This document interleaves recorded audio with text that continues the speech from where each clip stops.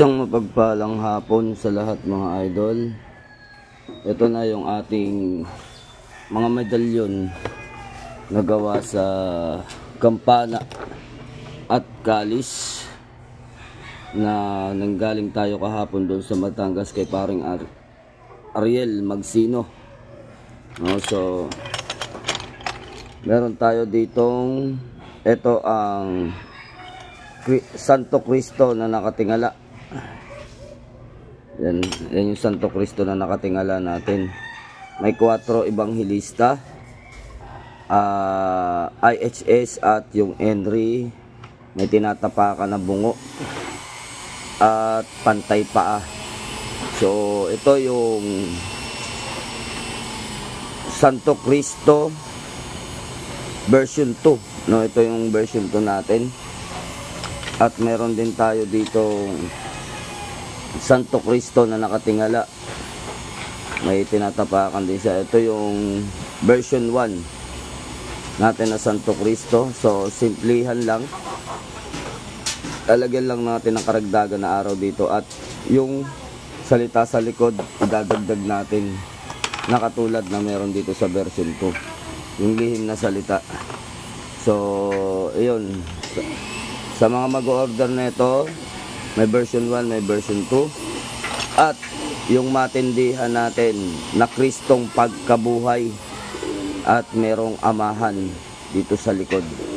So ito yung mga matitindi na medalyon natin na gawa sa kampana at kalis na pinakahihintay ng lahat. Then meron din tayo ditong para sa sabong.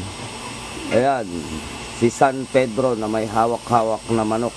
Ito ay mangilan-ngilan lang yung ilalabas natin nito. Yan.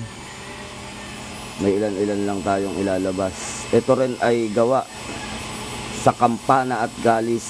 So napakainam, napakaganda, napakaswerte niyan. At Santo Niño. Yun, yung Santo Niñong gala natin, si Kulot.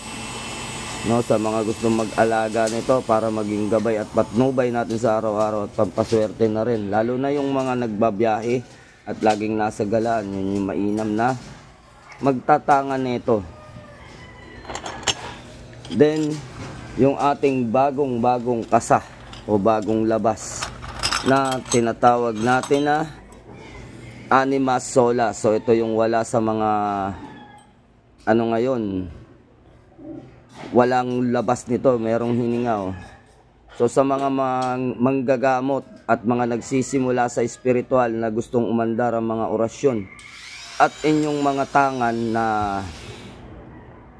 mga medalyon o ano pa man yung mga tangan nyo dyan, ay isa sa nagpapaandar at nagpapalakas ang medalyon na hininga. So siya yung medalyong buhay o nagbibigay lakas at buhay doon sa inyong mga tangan. No, mainam din ito sa mga manggagamot na umuusal ng orasyon, sa mga nagdidibusyon o ano paman. No, halos taglay at dalan niya ang lahat. Ito yung halos tinatawag nating susi ng mga orasyon. Ang hininga, napakasimple lang na nilagay natin diyan, 3 letra lang. Pero yan 3 letra na yan ang pinaka-importante sa lahat ng ating mga tangan. At meron din tayo ditong gawa sa kalis. So kita nyo yung mga tunugan niya.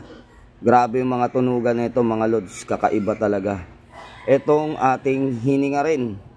Nakatulad nito. Kaya lang ito yung hininga na to. At Trespico na EDG. Premium ato na napasinton tetragramaton. Tapos yung hininga. Nandyan sa gitna. Nandyan na rin yung basag.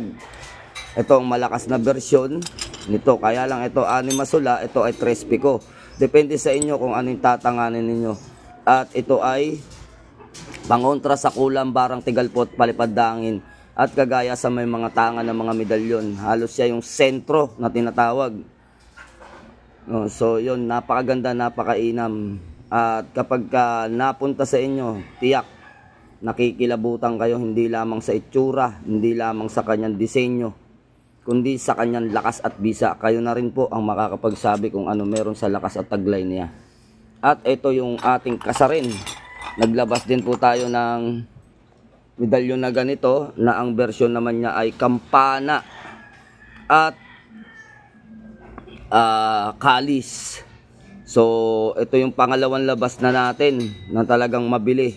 Sariling kasa, sariling gawa, na wala kayong matutularan, wala itong kapares. So ito ay 3 persona, no? At ito ay gawa sa kalis at kampana. So ang likod naman niya ay 13 bituin. So nandito yung lihim, no? At sasabihin ko sa inyo kung ano ang lihim na dasal nito, na ipagkakaloob ko sa inyo kung ano ang pangalan ng ika-13 bituin na siyang susing nagpapagalaw sa pangalan ng Maria. So napakagaling sa gamutan, sa kombate espiritual, maging sa pagsisimula o pag-aanting-anting. So nandito rin ang 24 Asyano at yung 6 masula din sa gitna, at yung lihim na pangalan dito sa pinakagitna pa. So yan, Alpha Omega nandyan din. No, halos kargadong na siya, gagamitin na lang mga lods. So ito ay konsagrado na rin, no, at gagamitin nyo na lang. Meron din tayo ditong bagong kasa na Trespico, nakakaiba naman, na nakaumbok ang mata. So mga bihira lamang na makikita ninyo. At 4 Evangelista na sa likod ay Infinito di Diyos na gawa sa kalis at gawa sa kampana. So yan, mga mainam na gamitin at napakagandang taglayin. Meron din tayo ditong napakaganda naman itong isa. Ito ay Trespico na gawa sa dignum, at meron din siyang tinatawag na magnetic yung likod niya, sapagkat ito ay pulbo ng bulalakaw at pulbo ng kidlat.